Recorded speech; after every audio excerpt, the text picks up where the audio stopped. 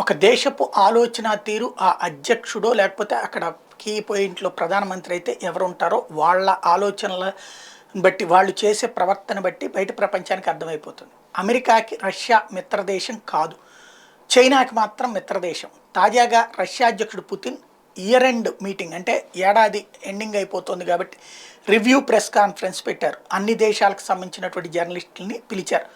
అందులో న్యూయార్క్ టైమ్స్కి సంబంధించిన జర్నలిస్టు ఉన్నారు. అట్లాగే చైనాకి సంబంధించినటువంటి జిన్హువా వాళ్ళ అధికార పత్రిక, చైనాలో ప్రైవేట్ పత్రికలు ఉండవు, అధికార పార్టీ అధికారిక పత్రిక వాళ్ళు ఉన్నారు. అట్లాగే అన్ని దేశాల వాళ్ళు ఉన్నారు. ఆ సందర్భంగా ముందు తను చెప్పాలనుకున్నది చెప్పేశాడు పుతిన్. ఆ తర్వాత ప్రశ్నలు వేసే అంశం రాగానే సాధారణంగా పిఆర్ఓలు ఏం చేస్తారంటే ఈ అంతర్జాతీయ ప్రెస్ కాన్ఫరెన్స్లో హయ్యెస్ట్ సర్క్యులేషన్, హయ్యెస్ట్ పాపులర్ వాటికి ఫస్ట్ ప్రయారిటీ ఇస్తారు. అందులో భాగంగా వాళ్ళ ప్రెస్ సెక్రటరీ న్యూయార్క్ టైమ్స్ జర్నలిస్ట్కి సంబంధించిన ప్రశ్నని అడుగుతారు అంటే న్యూయార్క్ టైమ్స్ ప్రతినిధి మైక్ తీసుకుంటుండగా పుతిన్ వద్దు ముందు చైనాకి సంబంధించినట్టు జిన్హువా వాళ్ళతో మాట్లాడదామంటూ జిన్హువా వాళ్ళ ప్రశ్నని విన్నారు.